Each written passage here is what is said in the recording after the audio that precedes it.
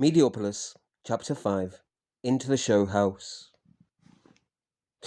The home carer had travelled to all her clients' houses. Then she'd travelled home to her own family show. Not too much of that study show next, she shouted, hearing all the animal sounds when she went into the show lounge in her own family show. She'd arrived back after the large traffic had held her up for a long time and delayed her visit. Her final visit to her own house, of course, to her own family. She arrived at the show house with the cameras all surrounding and the outside and inside cameras all working and filming everyone's movements everywhere within. Of course, she was shown going up the garden gate and into the door of the show house. She was greeted by animal sounds, growls, screams, shouts, cheers, and growls even. It was some animal program the kids were watching, and they were all cheering and shouting something. It was loud. She went into the lounge to see them and to watch it too. Some jungle scene, different animals chasing each other around, with the blurred green foliage of trees and the loud landscape. She saw it everywhere, was amazed by it sometimes. The different projected images that surrounded them, projected onto the giant walls of the room's interior. Wow, she said, looking around. Glad to see you all studying hard then, she said. Study shows next, she repeated, and then the tidy shows, she repeated. And she said this a couple of times, stomping out of the room as if that was enough. Then the home care mum had marched out of the room and down the corridor of the show house, going into the show kitchen. The children that were left there after some bartering agreed to the animal show just for a few moments more that they would watch to the end before doing the study show and then the cleaning shows later. They would do that when they had time, of course, but they were so into their animal shows. They loved them. They loved studying and watching, and the tree shows too, and all the other mountain shows. They'd gotten into it all from the nature shows. Just in the last 3 months that she'd been taking them out to different nature shows to learn more about it, really. So they'd been getting into it much more, and she got used to hearing all the sounds of the jungle greeting her as she got home in the lounge. But as long as it didn't interfere with too much of their studies and the subjects she was doing at school and all the study shows that they had to do, as well as the cleaning shows, of course, that needed doing at home, and all the other personal shows with friends that needed to keep in contact with. So after some bartering that they would only watch the fun animal shows just for a short time, and they agreed to do the study shows and tidy shows later, and that there would still be time for the dream shows later tonight. Of course, they wouldn't be getting any dream shows if all the cleaning up shows weren't done in time, scolded the show mother to them, though. The animal shows were a little gross. She found them a little vulgar, a little weird to watch as well. But they were also a little entertaining also. Funny, curious, but only a little educational perhaps. Why were they all watching exotic animals from strange, foreign, far-flung places? Why were they not sticking to the local animals? Perhaps not so interesting. Well, there were lots of cat shows and dog shows and even mice shows and gerbil shows and rabbit shows and all the local animal shows. There were even mice shows and lots of frog shows, badger shows, foxes shows, the local native animal shows too. Even the rat shows that could teach them something about animals as well, surely. But those were not as popular as the other more foreign, distant, popular animal shows. The elephant shows, of course, the bear shows, the lion shows. For some reason, even the ancient extinct shows seemed to be more popular. The dinosaur shows certainly were as well. They were because they were bigger, bolder, stronger animals. Why weren't the local animals just as popular, she wondered. Well, they did have their own shows, of course, and they had their own smaller followings too. Well, the children were into some of them, but they also loved distant foreign animal shows as well. The elephant shows, the bear shows, the lion shows, oh, and the monkey shows. They'd love those ones too. Kangaroo shows, one of them got into. All sorts of foreign animal shows that paraded through her lounge. She was greeted to all number of different sounds. Snorts, wheezes, bellies, gusts, gulls, all manner of welches, burps, grizzles, gawps and gurls.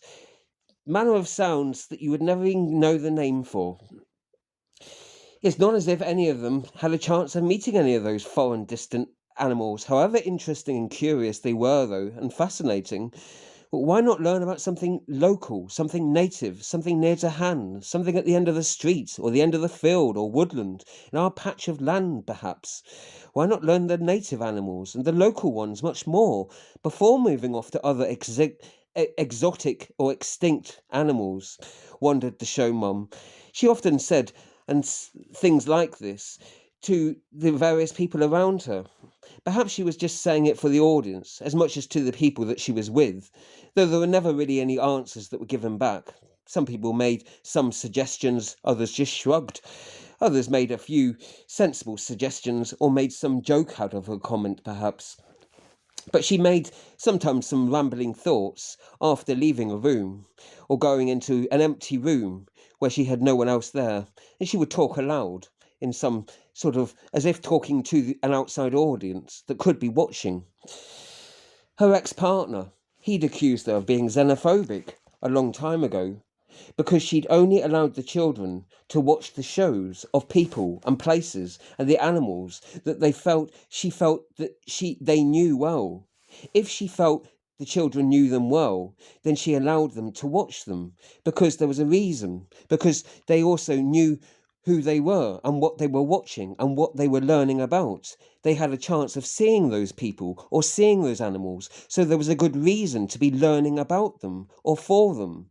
And so she saw productive reason in that. Why learn about people that you might never meet or might never get the chance to meet?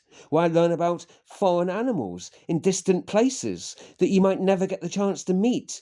Oh, as likely is, would never get the chance to meet because they never would travel to such exotic places so far remote and removed. But still, it didn't do them any harm to learn about such exotic foreign animals, or people even. It was probably a natural curiosity, an interest in the difference. Perhaps it was just that. And perhaps she had been a little overcautious, but not quite as xenophobic as her ex-partner had accused her of being. And she resented that allegation and really felt that she had just been cautious around her children. Perhaps a little overcautious at times, but then who wasn't when they were very young to begin with? At first, anyway. Well, that's how she'd felt it was, and how she'd explained it to the viewers when he'd accused her of the xenophobia, mounting the evidence and giving it to the audience on the live show that night of the breakup, all those months ago now, though. She'd only allowed them to watch occasional things of foreign animals and foreign people if she was there with them for a short time once they'd gotten to know them well and she felt she understood or knew more about what they were about themselves. The ex at the time had felt that she was limiting their learning, though. That's what he'd accused of, restraining them. What was the point of watching alien shows when they lived on Earth, though? That's what she reasoned. They needed Earth shows, not endless fascination with oceanic shows, desert shows, jungle shows, when they themselves lived in the city and they needed city shows, local shows, of people shows. Why were they so interested in these animal shows in any case? Why couldn't they just focus on human shows, by humans, for humans, about humans? Oh, I don't know, she said. Yes, she did enjoy many of the cat shows, loved them with some of her cat friends. Of course she did. Even some of the dog shows she liked grudgingly, though some of the dog breeds she really didn't understand well enough, and she found some of the dog shows too much and offensive and just too weird as well. Too weird for her to know to judge them, whether they were good or not, though. But she loved some of the cat shows she gotten to love well, and a few of the others perhaps. So she made sure the children had many of the people shows, and had gotten into a few of the animal shows, the ones that she did know well, of course. Well, she'd let them watch some of the more exotic animal shows after she'd gotten to know them a little, and found that it did have at least some purpose. The fact that they could enjoy and celebrate the diversity and know the incredible differences that there were in life. Perhaps just be entertained by the sheer joy of seeing such a variation of different colours, shapes, sizes, and sounds. Perhaps it was just the fascination of that alone, rather than knowing what they really were, what they meant, or how to relate to them in a meaningful sense. Just the sheer joy of fascination of it perhaps provided fleeting moments of joy for them occasionally, and she allowed them that for sure. But she didn't want it too much. She wanted them to focus on their studies also, those things that they could know and that could be useful for them too. Well, of course, the cat shows were themselves interesting because some of them had cats or friends that had cats too. And so they were able to visit the cats and learn how to care for the cats within the cat shows that had a little educational cats about them. So that it was interesting in that sense as well as a little educational, even if there was little to no chance of ever meeting some of the exotic animals. Then, of course, there were the alien shows. Well, even more different from the animal shows themselves. The old man, so called alienologist, whatever he was called, the fictionologist, perhaps it was. Well, alienologist or fictionologist, whatever he was, he had his alien shows, and they were even weirder than the children's animal shows. At least they watched the natural world and not some speculative supernatural world or imaginative, delirious, strange, fictional world, whatever it was. She'd forbidden that to the children, seen it as a waste of time, really. Not because she thought badly of it and thought that it would be so terrible and affect them so awfully. No, just that she didn't really understand it all that well. Well, they were alien shows. They were bizarre, they were weird, they were too weird, and they were so strange, surreal. She just didn't understand it, didn't know the need or the sense of it, and didn't really see that it was sensible for anyone, really, never mind children. She didn't understand the need for alien shows for adults, never mind children, and just thought maybe it was some delusion. I didn't want to encourage that, not even in a friend. Yes, she accepted that some friends had those alien shows, but she would never encourage it, never promote it, and never join in on it either. Never. But she allowed it for those people that did have it, and still she had friends that watched and participated in alien shows, things she had no idea what they were about really, as long as they didn't expect her to be involved in any of the alien shows herself. But she would not allow her children to be part of it just because she didn't really understand it or know what it was that much. If she didn't know how it was with the children, then she couldn't allow it around the house. So she felt to be cautious. She was still struggling with the children, who were still themselves learning what the shows were. Never mind, they were learning how to play shows. Never mind learning how to work shows like she had to. Once she inspected the children after getting home from work and giving them their briefs, instructions for their later shows, what would be their cleaning shows and also their study shows. And then they had a brief time to talk to each other about the highlights of their days and also some of the lowlights if they would talk about them too. Those that they had glanced through the recordings of. On the way home, she'd had a chance to briefly look at some of the more pressing, the more urgent ones to look at, to watch with a mixture of embarrassment and occasion admiration too. One of the children had showed a rude yet funny answer to a class at school, one of the show classes, and a feeling some relief. It wasn't the conveyor belt of insults that had got him voted out of the show school for a few hours of solitary. At least his performance of the apology that he made had seemed sincere, although he was a good actor when he wanted to be, and when not under the intense strain of being surrounded by so many others as he had been during the class recording. She got to look at so many of her children's class recordings through the study school that they were in.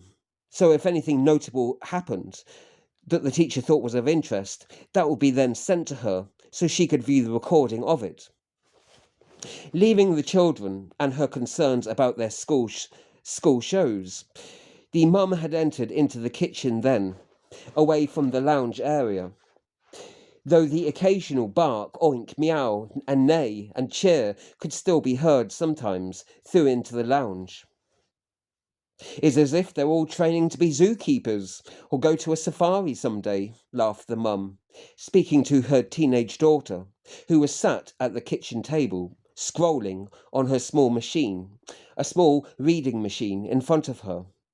And she went to help out her mum then, and to help her unloading the shopping, and to call the shopping, picked up from the shops on the way home from work. They could all be future vets, perhaps, said the teenage daughter, thinking about it. She was now helping her mum to unload the contents of the shopping bags onto the kitchen table. She remembered recently the negative reactions that she'd got last week just for watching her mum upload the family shopping. She'd been sat there at the table in the centre of the kitchen talking to her mum, had felt so tired from her own care college shows. Yet, as one of the audience had said, she wasn't too tired to go on a later show dance later that evening. Even so, she'd been more tired earlier on, after the show college. And it wasn't that her mum had asked for help even. She probably liked the struggle sometimes, or to like to be seen to be the ever struggling mum, perhaps. Maybe that's what she liked. She liked to be in control of all where the food was. She compartmentalized it into all the different drawers, had her own meticulous storage system. She claimed was more efficient than the others. For her, they were not the others, because she could control where everything went, because she knew them well, she claimed. Sometimes you could be searching for ages for the product you really wanted, search every cupboard, only to find it in the fridge or the freezer or in a bread bin or somewhere in an unexpected place. Probably some of the viewers knew where the things she was looking for were, well before she would know herself. Some of the regular viewers, perhaps. Who else would be that interested, though, really, in where things were stored away? Those kind of things that were just day-to-day items, that not of that much interest, really, though. Not that bag, she said, looking at where she was holding one of the products, towards one of the cupboards. It's a client's. Please, just leave those, said the mum, when the daughter went to unload one of the bags. Just put that one in the fridge for me, so I can hold it for him, she said, ordering her daughter. So your college seemed to go well today, said the mum, looking up to her and watching her load the bag, the elderly man's bag, into the fridge for him. I didn't understand some of your presentation, though, began the mother, that was looking over the different shopping products. But the teachers seemed happy enough with you. Well, with what you said. I think they were right, what you said. About what? Asked the young daughter, looking back from the cupboards. And the mother was sat there at the table, surveying the shopping bags. Well, you could speak up more, in the group shows sometimes, she suggested. How can I, if I don't know what I'm going to say? I mean, I didn't know about some of the things, began the adolescent, talking back from across the room, stood by the actual fridge still. Well, I mean, if you know what you're talking about, if you know something about the subject, sometimes the teacher said you sometimes keep quiet when you might have known more, began the mother. How do they know what I know, though? Answered the daughter. Well, they do know because they made the assessments, said the mother. Yeah, fine. Well, I'll try and be more outspoken. Sorry, but sometimes I just, I'm not sure if I do know or not. And it takes... Okay, I was just saying, said the mother, having not wanted to start an argument. It's just that I used to always answer, began the daughter again. But then, you know what happened? People used to call me mouthy, she shot back. That was a different show long ago, said the mother, looking to her seriously now. The daughter was walking back from the fridge towards the table in the centre of the kitchen area. And on the top of the table was gathered now all the bags to be unloaded. It was long ago. Things have changed since then. Yeah, well, I wasn't acting as a mute, said the daughter. I tried to talk when I could. No, but you didn't fully express yourself, not all the time. You had more of a chance to, began the mother. Oh, and everybody does, like you do all the time as well, right? Shot back the daughter. I'm just saying what the teacher said on one of the teach shows. Yeah, point taken, said the daughter. You know, it was just one of those questions I didn't know much about. I should have studied a bit more, if I'm honest. It just, yeah, I didn't know enough about it. Okay, okay, said the mum. It's all right. I understand. There's a lot of the different subjects going on at the moment. You can't know everything about them all, right? She felt flummoxed because there were so many different items of products that had been gotten out. The daughter was haphazardly unloading everything onto the kitchen table quickly to make the job easier for her. But she now had to focus on what everything was and where it would all go suddenly. But she suddenly focused on one thing at a time, gradually focusing on herself and on her job at hand. We all struggle with the desires of the crowd, she said, and the fears of them too, the mother finally said, after thinking it all over long and hard, after some time. Pointing now, she began pointing into different directions, to different cupboards, fridges, freezers, and also different storage units. Some were hanging up from the ceiling, others were racks and shelves. There were layers and layers of shelves lining the walls in all different directions. Great, big, small, and grand cupboards of all different sizes. A giant pantry the daughter had to walk in and out of countless times, stacked with rows of shelves, each heaped with boxes, buckets, and different sized containers.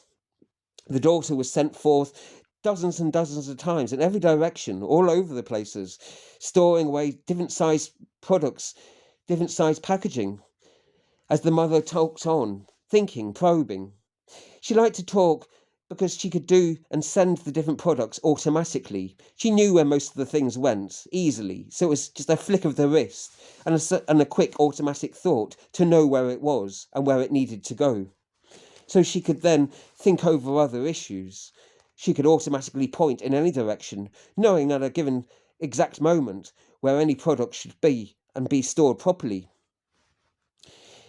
I mean, I wasn't actually afraid of them. I don't think it was that I was afraid of them, began the daughter, now thinking over the mother's accusation of what she'd said after putting the products away, after the long exploration had happened.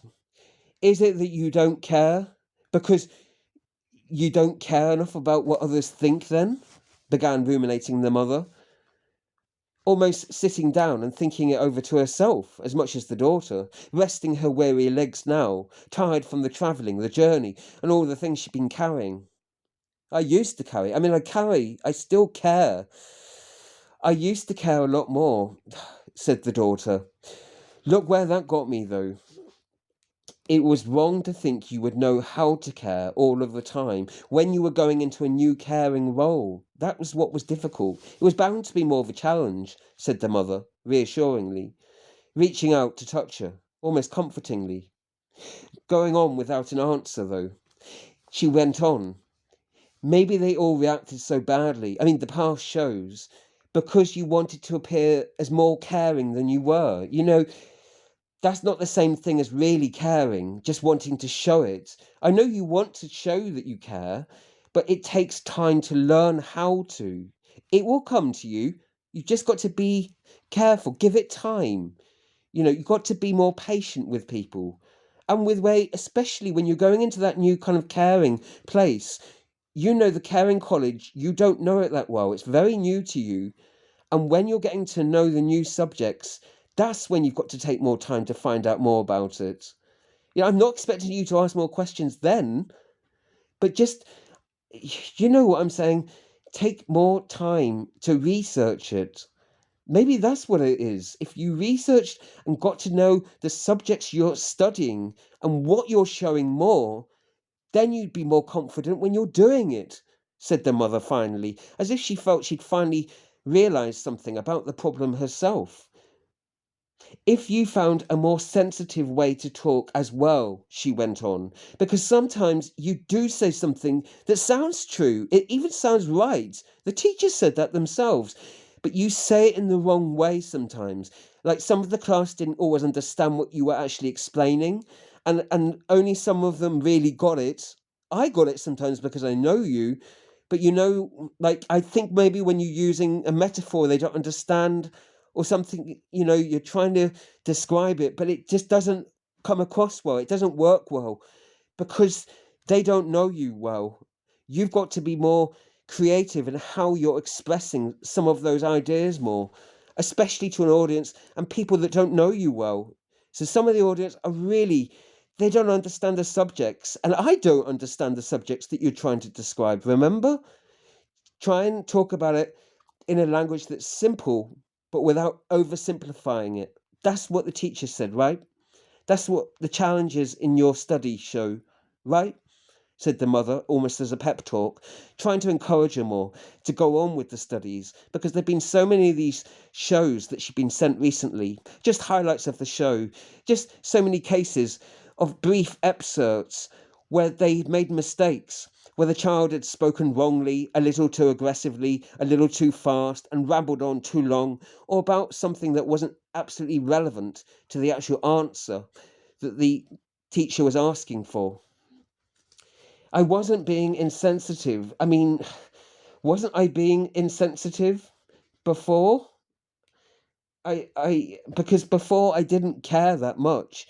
I just said whatever I thought was the answer. I blurted it out, but that's what got me into trouble before. Because sometimes, yes, the daughter tried to explain that that was her problem, and the mother nodded. Yes, sometimes you said things when you were too angry at the time. But you never go into the study show when you're too depressed or too drunk or too angry or too high or too out of it or too. You are always going to study show when you are focused and when you are able to put aside the problem and focus on the study show wholeheartedly. That's only when you go there. You never go there otherwise. You know that now. So you should always be able to be sensitive whilst you're on the show. If you only go on the show while you're okay to go on it. Okay, we talked about that and dealt with it. I thought we had, the mother pleaded, now unsure. Yeah, so I thought I was okay to go on it, but I didn't know. I had problems and I got a little emotional. And so I felt I didn't want to talk sometimes because I felt sad and angry and unsure, began the daughter again, now joining the mother, sat at the kitchen table with all the empty bags and the few items that we're going to be using for that evening out on the kitchen table, the centre of the kitchen, joining her there to sit up on the stools. And there she perched up, and they sat there, talking about their concerns still. I just don't feel the need to go on about it all. I didn't speak openly because I felt too emotional sometimes, all right? If I had felt okay to, then I would have done. And next time I will. If I feel all right, and I will, said the daughter reassuringly.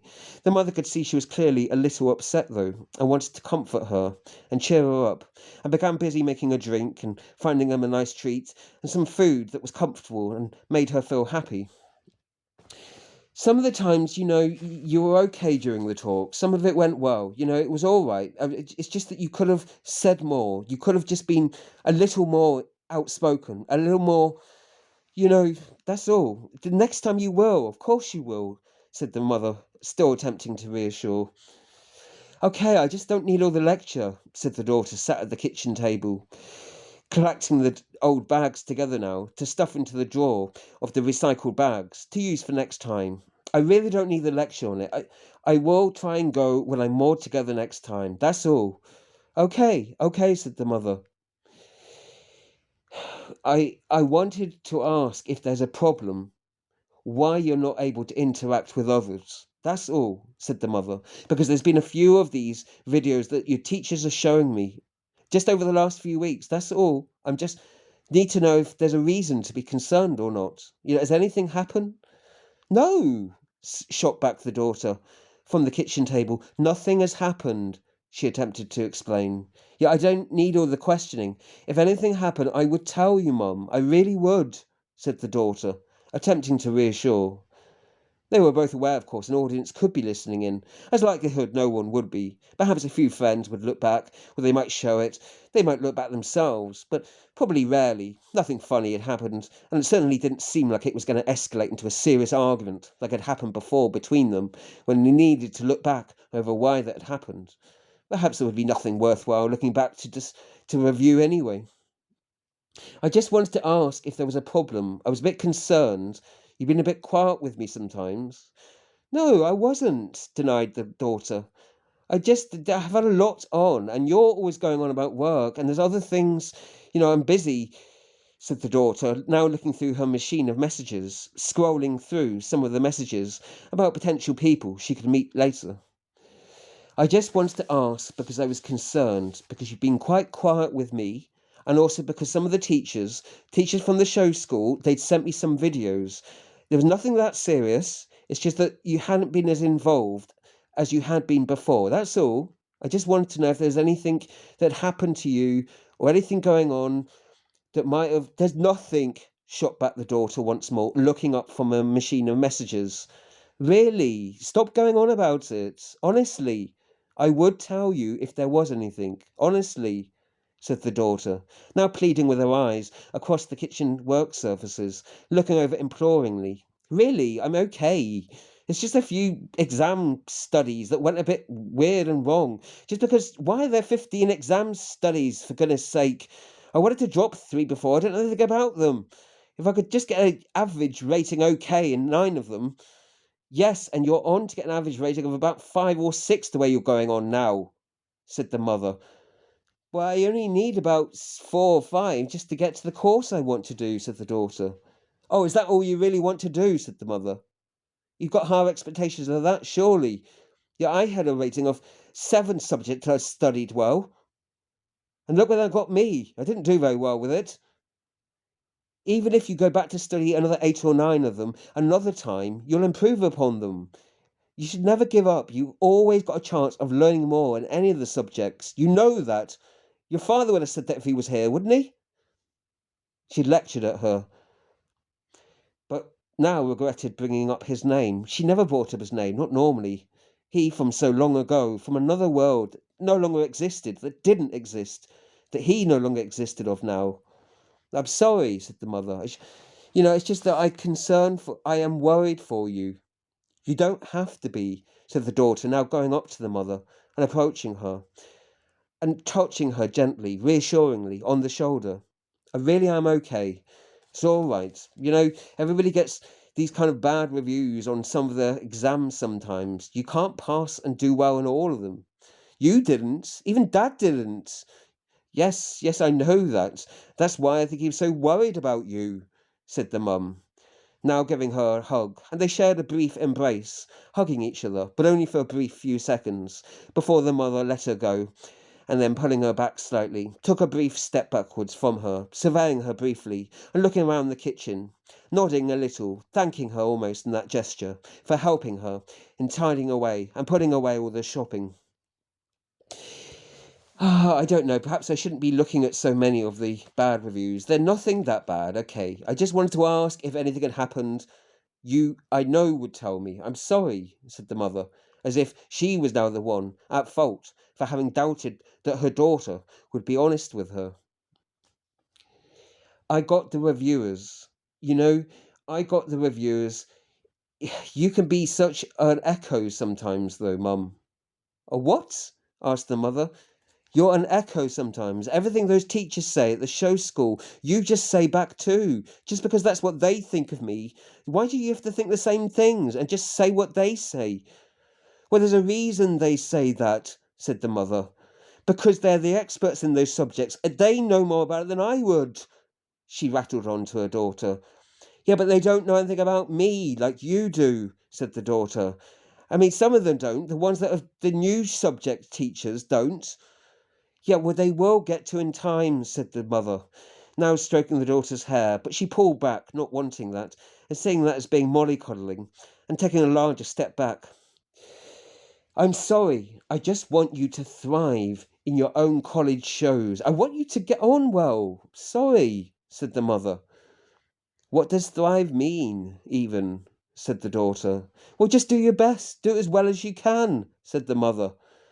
There you go again, parroting. That's exactly what Teach Shows says. Do your best.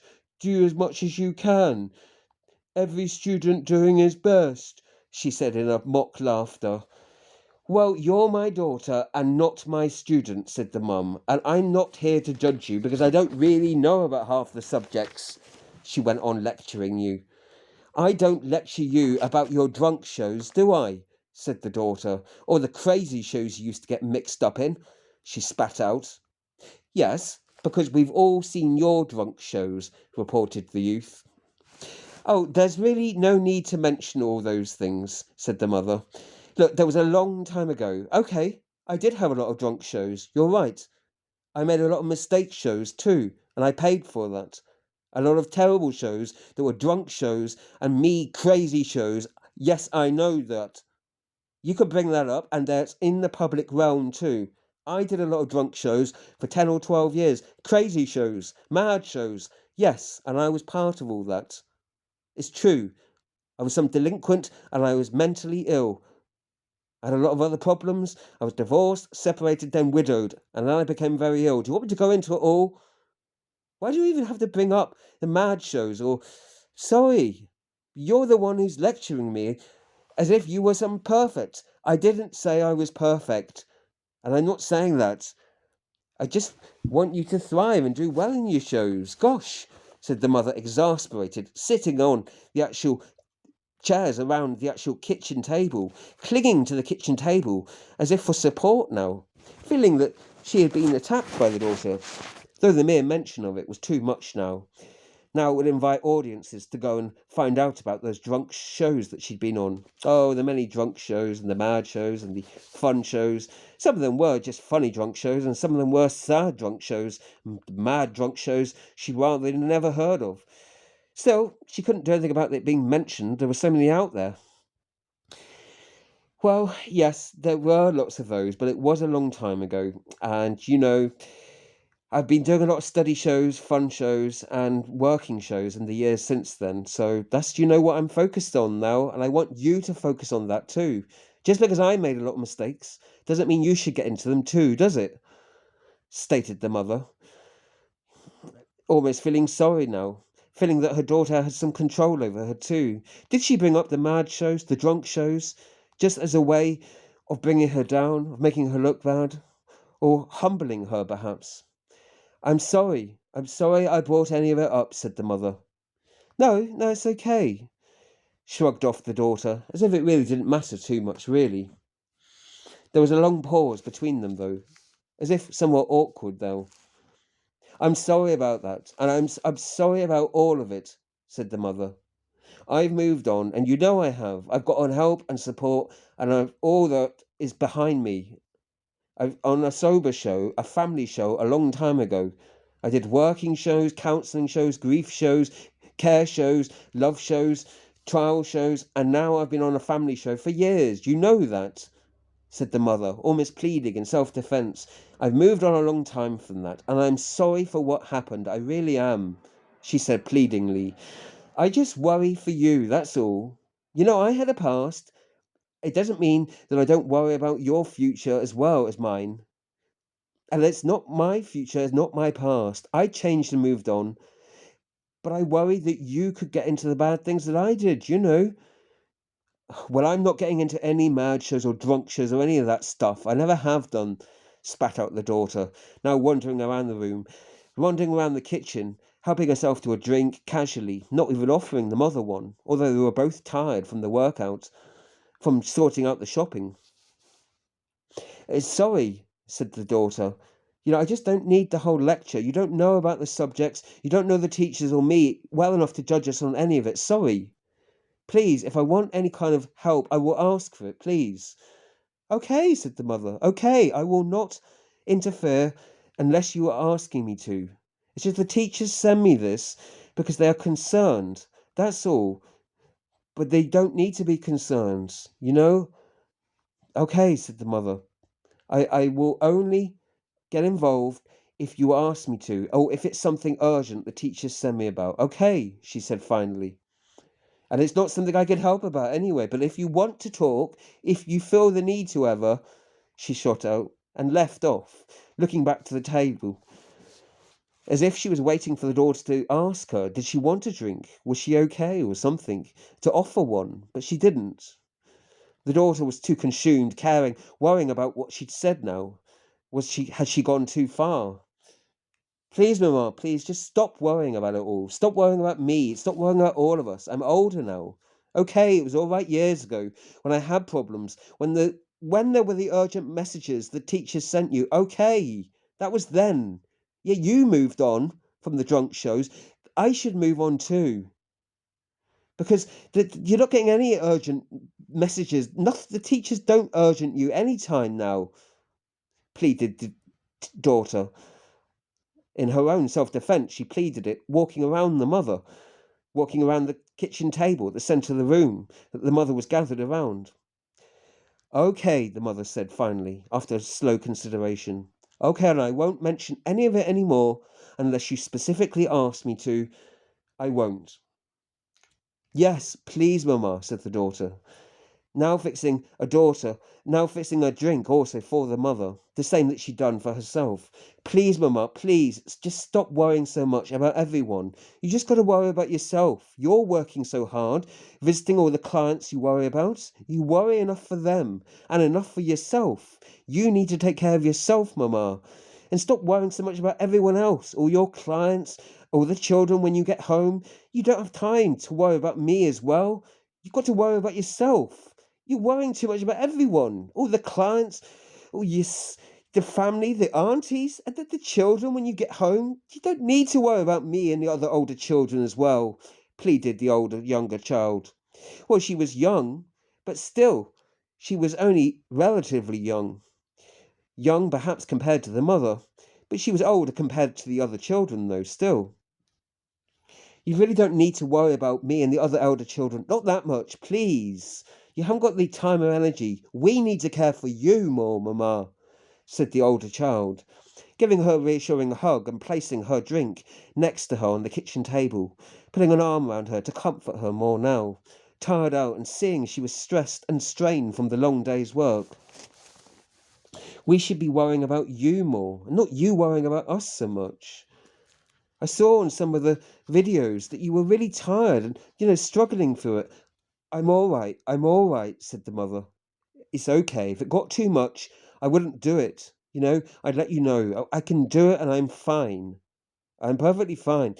One or two of those corridors, you nearly fell over, though. You looked giddy and dizzy. You cling onto the wall. I wasn't. I was all right. You weren't drinking or anything? Asked the daughter, sat in this chair on the kitchen table beside her. You hadn't taken anything or... No, I've done nothing. No, I was just tired. It was a long day, 12-hour shifts. You know what it's like after the fourth day of it. I was tired and giddy. I felt dizzy, that's all. I didn't fall over or anything. Just fell into a wall. I grazed my chin or something. You're all right now, though, are you? Asked the daughter, looking at the small bruise that there'd been from the fall she'd had earlier that week. Yeah, I'm quite all right, whined the mother, dismissing and turning away, now taking a sip of the water, backing away in the chair a little, like she didn't want the bruise or herself to be closely examined too much. I just worry that you're getting tired in all the visits. I don't know, you seem fainter, tireder sometimes on it, like you're not as full of life as you used to be. Well, it's just that there's sheer amount of them. It's just you can't keep it up all the time, especially after a long shift, 50 hours per week, 60 with travelling, sometimes 70 with gridlock. It all gets too much for me. Like, just dwindle and just gets... You're visiting and viewing things at the 12th and 15th hour of a day. That's not really who I am, you know that. You're just seeing my low ratings. I can't even say the words. You do sound like you're drunk, Mamma, sometimes, laughed the daughter. She felt sometimes perhaps she was on too much medication. Perhaps she felt she was drunk, even though she never did drink anymore. Perhaps it was just the tiredness, the amount of hours that accumulated during the long days and the long weeks.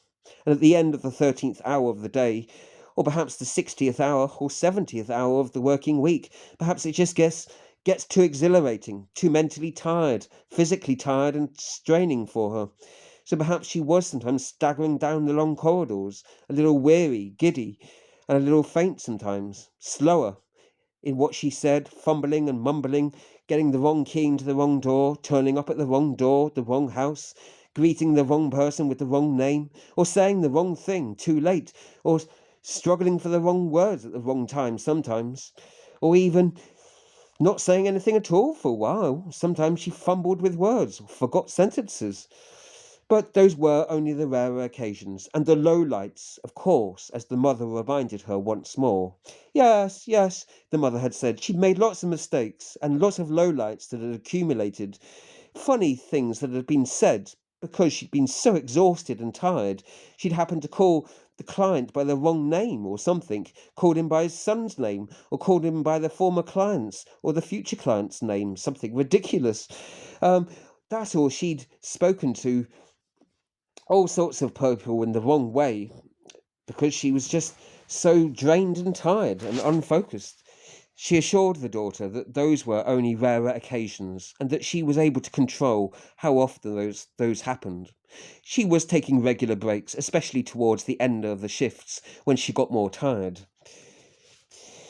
Please, you just got to stop doing such longer shifts. It's all getting too much and too tiring for you. Just too much, pleaded the daughter, asking her to restrain the amount of hours, to restrict her hours too, as she'd pleaded and asked her many a time. Please, Mamma, you need to stop worrying so much and start worrying more about yourself. It's not about winning and losing, is it? Just show what's necessary and in a sensitive way, said the mother. Now going back to the earlier discussion, she wanted to dismiss how long hours that she was working and whether she was capable of doing it or not. She'd discussed that with the daughter and the other older children many a time before, and felt that she was still able to carry on relatively well if she adapted how she did it and went gradually slower as she went on. She wanted to go back to discussing the daughter's problems with her issues at being too emotional sometimes. You just need to do it when you're not so emotional and when you can control the emotions more, when you're not too sad or, not too happy. Yeah, it sounds strange to say, but if you are just funny and having a laugh all the time, then you're not able to sort of focus on what the needs are for the audience as well as your own. You need to focus on it being serious, but not being too emotional, not too sad, not too happy, and not too anything really. Make sure that you're not too emotionally involved with whatever the subject is, tried to advise the mother, going back to wanting to study it more, and to advise her daughter too, feeling that that could be of some use to her.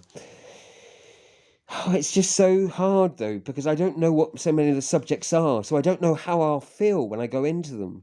That's half the problem with it, explained the daughter, really shrugging her shoulders and saying she just didn't know what emotions to expect when she went into some of the newer subjects and the newer people that she was having to see as part of the new college shows that she was having to go into, as part of the new training for the show works that she'd be going into eventually. You don't always show what's necessary, said the daughter. Yes, and I'm not always super sensitive either. No, none of us are perfect. There's no such thing as a perfect show. And I'm not expecting that either. I don't show what's necessary always either. Of course not. None of us do. We all make mistakes. Sometimes we show things we shouldn't. Sometimes we don't show things that we should. Of course we make mistakes. We say things we shouldn't. We don't say things we should. Of course, there's going to be many mistakes. Prior preparation prevents poor performance, though. You've just got to study the subjects you're going into. The less familiar ones, just study them more. That's all I'm trying to say. And if you're more prepared when you go in to study those alien subjects, you'll be better prepared how to deal with them, adapt to them when you're in those emotional positions. Because you will be in those emotional positions again, even though you don't know when it will be provoked within you, said the mother, now trying to sum up the predicament she felt that her daughter was in. They were sat still together at the kitchen table and the kitchen bar stools, having their confident talk together. Perhaps with an audience friendly viewing, perhaps not though. Perhaps none of the friends would get to see it. Speaking of better shows, or other shows that we could be on, I saw you arranging one of the love shows for one of the elderly men, your elderly clients, sorry, said the daughter. Oh, that Mr. Porter, said the woman, the mother, the home carer, changing now in her voice, because she was now unfamiliar. The daughter had now mentioned a client from her work show earlier. She was not expecting this at all. Why was she suddenly bringing up one of her work shows suddenly? What did that have to do with the discussion? Well, they'd been talking about the college shows and how to adjust her emotions to that. Was she trying to distract her or change conversation? Look, we'll discuss all these struggles with the college shows. I don't know anything about the actual subjects themselves, but I do know you've got to be prepared to manage your emotions much better during the actual subjects themselves. And that just means knowing the subjects more. That's all. So I don't know why are you now bringing up what, any of my work shows suddenly? Well, because it is relevant, said the daughter. It's relevant because you have to manage your emotions in your care work too, sure, suggested the daughter, looking at her bemused now. Oh, yes, I see what you're saying.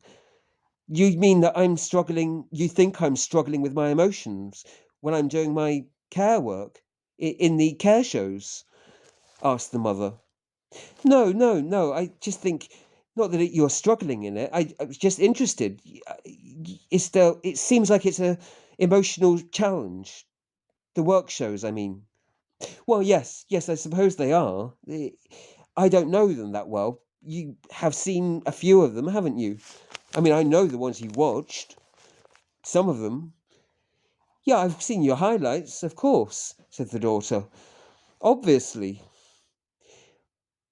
You saw earlier on then that I was suggesting that my client goes on to a love show. That's right. I was concerned about him being alone so much of the time.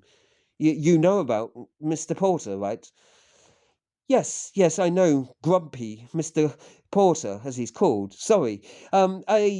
You seem to have a good rapport with him. People say you can relate to him well because he was on a alone show for so long as well. You brought him out of his shell. I thought you did well. I mean, you were trying to get him onto a better show or something. To be honest with you, I think any show would be better than no show for him. But I don't know if I should talk to you about it, said the mother. Well, there's no harm in it.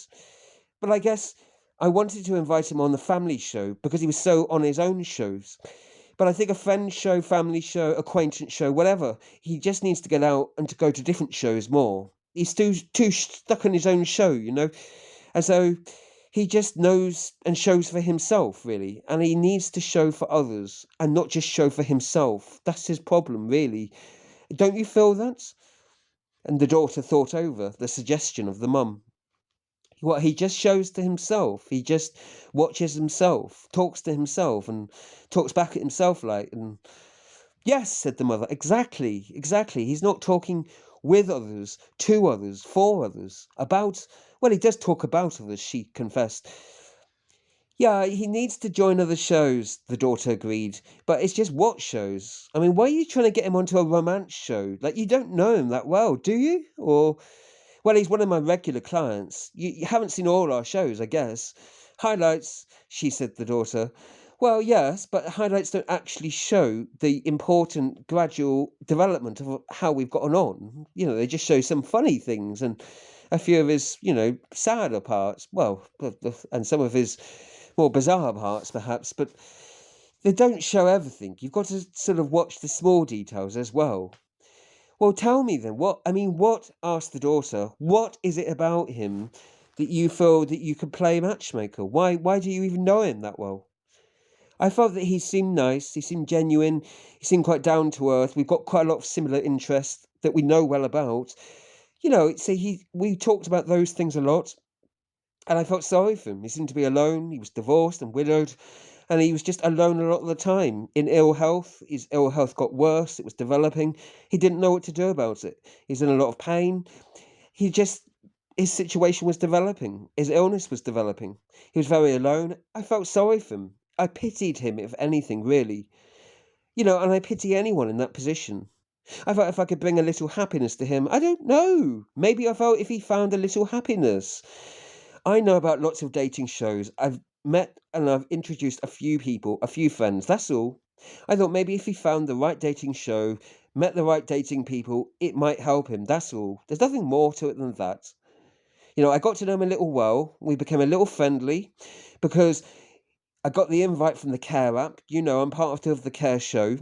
The Care show sent me. I've visited him about half a dozen times at length, about a dozen times briefly.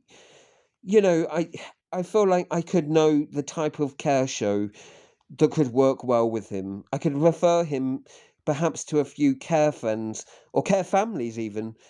And if that's something that could work with him, why not? I don't know if it will work. It's just worth trying, explained the mother. Finally, she'd said her own thoughts about it all, knowing by this time that the daughter would have watched all the previous episodes, or at least some of the episodes, of her interactions with the client, Mr. Porter. So, did you watch just the highlights? Or you were show shopping all afternoon, I guess? Well, I just don't have time to watch it all. Highlights, said the daughter. He hasn't decided yet whether he'll go on any of the shows, said the mother. Or if it will be me even that takes him, she added. Well, you've got to help him find the right show. I mean, he seems nice, but he's, desperate, alone, said the daughter. They were still sat at the kitchen table, alone. It was a very empty room, and a very simple room with the lights dimmed so that they could focus on each other. Oh, I have done. I've tried to find the right show. We've gone through lots of lists, watched lots of videos. I'm still waiting for his responses. You helped a few other people then on find their right love show or something, said the daughter. Yes, a few. They were elderly and they were alone too. They just needed some encouragement and a guide to help take them there, stated the woman. Careful not to call herself an escort, for the elderly man that she'd been visiting before could be watching himself, as well as the other clients too. Well, she did escort people towards family shows, friendly shows, and sometimes dating shows, all manner of different shows besides. She'd called herself an escort, described herself that, escorting herself or others towards these shows. That had led to some confusion to other viewers in the past. So nowadays she described herself as a family guide. It's nice that you want to find happiness, said the daughter, for him and the others, feeling bad now that she'd overreacted earlier, calling her mum an echo, a cheap insult, and then bringing up the drunk shows, mad shows, and all that stuff for no real reason, just because she felt judged for the college shows that the mum had brought up for what she didn't know was the reason. Then she felt a little bad for that, and felt perhaps she owed her mother some sort of compliment that might salvage the situation that she felt had deteriorated between them into some sort of conflict. The mother thought it over. She was being nice. She wasn't offended when the older man had tried to compliment her by calling her that. And now it was the daughter describing the elderly man as perhaps nice, describing her, perhaps, her role in it as nice. Was it a nice thing that she was doing? Was she just trying to appear, perhaps, as nice? Was it that she was being altruistic in helping the older man and the other elderly people out of their loneliness? After all, she was on the love show, or hoping to go on to the love show, as the older man's carer. Then if she found love and escaped his isolation, if she found him love and he escaped his isolation, maybe she would get good ratings too, and the show would itself, and those featured on it too, perhaps. Perhaps it would help her onto the show care, or one of the great show cares that aired. There were so many great, wonderful show cares out there. Popular show cares, love show cares, dream show cares, family show care, exceptional folk show care. Oh, any of those would do if she could get onto one of the great popular show cares, romantic show care, elderly show care, dream show care, fantastic show care. There were just too many to mention. If she could get on one of those, she could become known. Other show care programs, they would hire her, her ratings could increase. Who knows where it could go or what could happen? So perhaps it could be something that could count in her favour too. The show that featured people being exceptional on an exceptional show care of unusual things, perhaps unusual care for others in need. Perhaps she could find some sort of way of being recognized through that. Then what if the show went badly, though? The cynical, rude old man, as he could be sometimes, alienated from the audience sometimes, and alienating the audience himself. Gosh, sometimes he'd been so alone from other people. He perhaps just said things, was so used to being alone, blurting out random things without thinking, without taking the time to think how it would affect others, blurting out anything, things that could affect people, trigger people, emotionally sensitive people. He could blurt out anything to anyone at any time in any place sometimes. My gosh, he was known for his rude outbursts, but then would always feel bad and shamed and sad about it even after. But still, so often he did these things. But he was a risk perhaps to go on a show with, even if he perhaps did it innocently sometimes, and perhaps could control it much more if he tried. The older man could be a little rude and outspoken, thoughtless sometimes, and perhaps the audience could react to that. Then again, at least he was honest in his thoughts often, and said just what he thought at that time, and didn't try to play the audience or pretend to be something other than he was. He did at least try to be honest, even if he was honestly sad, honestly bad, or honestly rude on occasions.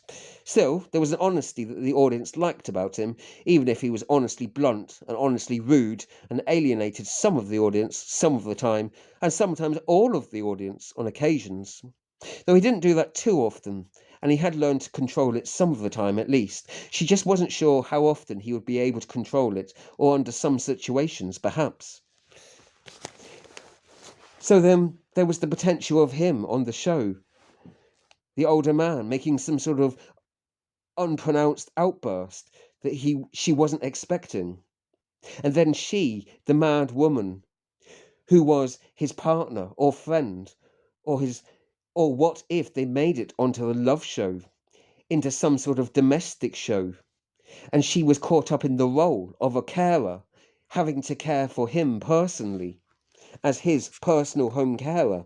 Or perhaps if she got caught up in a popular program caring for them, a couple she'd hardly know, playing the role in a public show of the home carer for a couple she was getting to know. And if she left them or him, she could be branded as some abandoner. This all seemed a very unlikely scenario at the moment, of course, grossly unlikely. But one never knew where one show could lead to, never quite knew. Especially since the old man was a little zany, a little mad, perhaps eccentric himself. Maybe he'd choose a partner on the TV dating show who was the same as him, a little eccentric also. Who knew? And she could be shown visiting a mad couple or an eccentric couple. Or they could be viewed as an eccentric, strange couple, depending on how it was viewed or how it all played out or how it went. The old man liked to take small risks himself, didn't he? Maybe she was his small risk in a way, because she was a small, risky home carer. And that's why he perhaps had ordered her, looked at her ratings, and not the others. Perhaps he knew she was a pushy person, a little pushy sometimes. Maybe he wanted a friend to push him a little in the right direction, onto the right show. Wanted the mum to give him the right push in the right direction. Alone in her thoughts, having a rest show, now tired from all the caring shows, the tidying shows from earlier, and the studying shows, and all the debating shows that had then later followed. It was a relief when the dancing and the music shows finally began.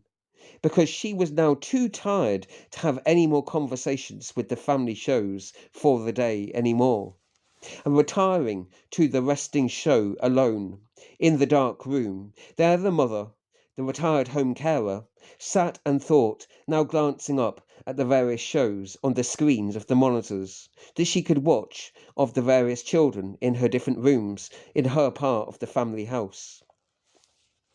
She had left the daughter downstairs in the kitchen, retiring upstairs to her own private room for her own private show, leaving the family show behind now, retiring to her own private rest show and her own private thoughts. Watching a couple of the children making up some dance routine, and a few others were following dance shows, trying to mimic the movements. It wasn't often she watched them anymore. There were lots of monitors there that she could see them on, from all different rooms. There were all monitors that were films of the different children. Some that were sat there studying, writing, reading, others that were stood up, some playing, dancing, that were doing drama, some that were singing, some sat at the couch, watching, listening to other programs, or doing a dance along, where they danced along to some program that they glanced up to sometimes. Others were lying down or doing stretching or jumping exercises, dancing, or doing acting, running around the room even, doing all sorts of different movements. She was able to watch them. It wasn't often she was able to watch them anymore. Most of the children she had now were old enough to dance alone, or to move alone, or be alone in their rooms at an older age, without her watching them. And when they were tired from it all, and had watched their lows, she had watched their lows and their highlights, she had watched the majority back, they would then be ready to eat supper after. And after digesting the food, they would then have some story time themselves, before the goodnight talking shows then began, and the mother would watch over them on the sleeping show. Well, she'd only glance in at them now and then, unless they were very ill, there was something especially wrong with them, or if they'd had some nightmare and woke up, or screamed, or made some sudden strange sound. It was rare that happened, only when they were younger children then. Very rare today. When they were younger, perhaps. She watched over them less frequently now. Didn't need the monitors quite so much now then. Really hadn't liked the idea of it all at first. Why should they have their own rooms at all? They were children, her children, and they belonged with her in her room. Until they were older. Still, it was good having the rest room, so she could still see them, even if she wasn't physically present within the same room as them. Well, the children couldn't turn the showroom off and on. She left it on permanently, and recording too. Why not? It was her house and her rules. It had been since her husband, many years earlier, had passed on, and she'd inherited the house and ran it on his behalf. Her eldest son, however, was away at university, and some other elder children too. He was away at university show. He had to give counsel. He had to give consent for her to call up his room share. His room show. He was well and able, a young man, and though he didn't need her watching him asleep, or whatever he was doing behind the curtains, so obviously she didn't get to watch the children that were grown up and had moved out of the home anymore.